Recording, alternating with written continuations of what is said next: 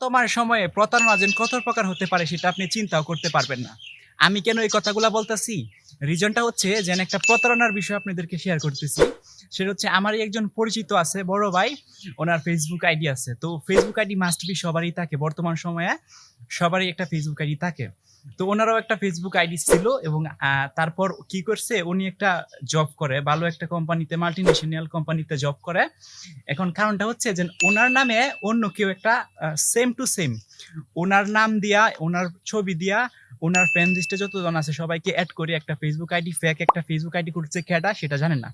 না জানার পর এরকম আইডি খোলার পর পরিচিত যারা আছে সবাইকে টেক্সট করতেছে বা মেসেজ দিতেছে যে আমার 10,000, 20,000, 15,000 টাকা দরকার। সো যারা পরিচিত আছে তারা অনেকেই টাকা সেন্ড করছে বা বিকাশে বা নগদে বা ব্যাংকে বা যেভাবে চাইছে, যে মাধ্যমে, সেই মাধ্যমে টাকা দেওয়ার চেষ্টা করছে। কারণ হচ্ছে পরিচিত, উনি জব করে বা একটা ওনার উনি হচ্ছে মানে আশা ফ্রেন্ড সার্কেল যারা আছে বা ওনাকে যারা বিশ্বাস করে বা সামহাও আপনিও চিন্তা করেন আপনার ফেসবুক আইডি থেকে যদি কাউকে মেসেজ দেওয়া হয় আপনার পরিচিত যে আমার ইমিডিয়েটলি 10,000 টাকা দরকার বা 20,000 টাকা দরকার, সামহাও একটা অ্যামাউন্টের টাকা দরকার, তো আপনার পরিচিত যারা আছে মাস্ট বি দিতে বাধ্য এবং দিবে, একবার চাইলে আপনি দিবে। সো এই ঘটনাটাই ঘটছে। ওনার নামে ফেসবুক আইডি খুলছে, ওনার হচ্ছে যেন ছবি ব্যবহার করছে, ওনার হচ্ছে সব কিছু একদম হবুহু ওনার নামের মতন একটা ফেসবুক আইডি খোলা হয়েছে। খোলা হওয়ার পর ফ্রেন্ড সার্কেল যারা আছে তাদেরকে টাকা চাইতেছে বা ইনবক্সে টাকা পাইতেছে। সো অলরেডি অনেকেই টাকা সেন্ড করে দিছে, প্রায় 4-5 জন টাকা সেন্ড করে দিছে, যেহেতু বিপদে পড়ছে টাকা চাইতেছে, তো আমি টাকাগুলো একটু সেন্ড করি, বা দিছে যারা কাছের বন্ধু বান্ধব আছে বা আত্মীয় স্বজন আছে তাদেরকে দিছে। সো 2 দিন পর খবর হয়েছে যে টাকা আসলে উনি চাই নাই। তো উনি চাই নাই, ওনার ফেসবুক আইডি থেকে মেসেজ করা হয়েছে, ওনার ফেসবুক আইডি থেকে বলা হয়েছে যে আমাকে টাকা দেও, 2-3 দিন পরে ব্রেক করে দিয়ে দেম, বা আমার টাকাগুলো এখন ইমিডিয়েটলি দরকার, বা এভাবে মানে সামহাও মানে নানান ভাবে কনভিন্স করার চেষ্টা করছে বা মেসেজগুলো দিছে।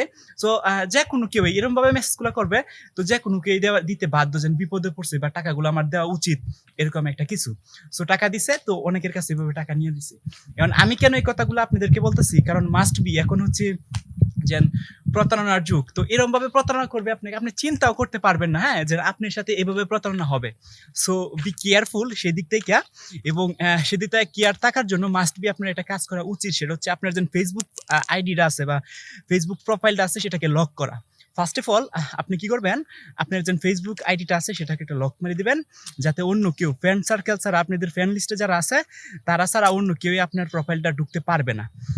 দ্বিতীয়ত যে কাজটা করবেন সেটা হচ্ছে আপনার ফ্রেন্ড লিস্টটা যেন আছে, আপনার ফ্রেন্ড লিস্টটাকে হাইড করে দিবেন। কারণ কি, কারণ আপনার ফ্রেন্ড লিস্টটা যদি হাইড করে থাকে, তাহলে প্রতারণ চক্ররা ওরা যেন আইডিটা খুলে, ওরা মূলত আপনার ছবি ব্যবহার করবে, আপনার ফ্রেন্ড যারা আছে ফ্রেন্ডকে ফ্রেন্ড রিকোয়েস্ট দিবে, তারপর একটা সুন্দরভাবে মানে এরকমভাবে সাজাবে যেমন রিয়েল আইডির মতন মনে হবে।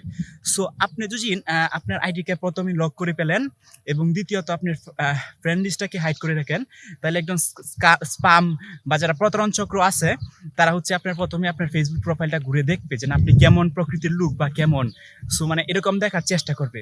তো দেখার চেষ্টা করার পর আপনাকে টার্গেট করবে ওরা।